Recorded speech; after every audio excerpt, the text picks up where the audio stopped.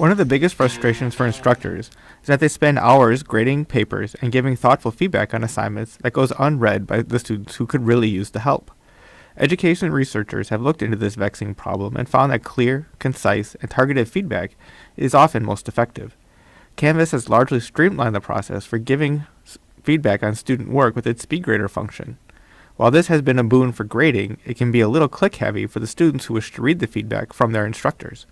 This video will go over how to use the SpeedGrader and will also show what comments look like from the student perspective so that instructors know how their students will experience the feedback that they receive and their instructors have spent so much time giving. The easiest way to access SpeedGrader is from the to-do list in your Canvas dashboard. The to-do list populates automatically with the items that are upcoming. Students have an analogous to-do list, by the way, that aggregates all the items that they need to turn in. So if you click on the assignment that you wish to grade, you'll be able to add comments directly from the rubric.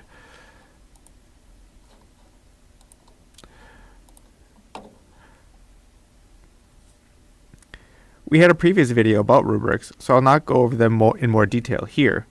Instructors may also comment on the student assignment directly.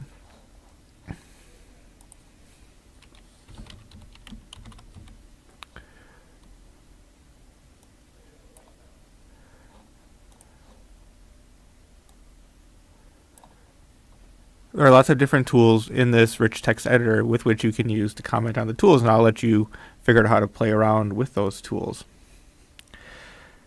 Now we can take a look and see how the students will experience the feedback that you leave. It also allows you to see the feedback. It is a handy tool. To access the student view and to see the feedback that we just left on that example paper, click on the student view. And then you'll see the feedback that I just left for the student shows up in this grades area. So I'll click on the grades area. And to see the feedback, then you can click on the dialog bubbles there.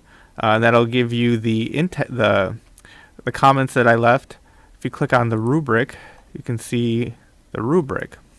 In order to see those textual comments that I left, the inline comments, students have to click on the name of the assignment and then click View Feedback. And then this will open up that document view where you can see that here are the in-text comments that I left for that student, the nice job in the margins, and then the strikeout to indicate that those are the things that the student should have deleted.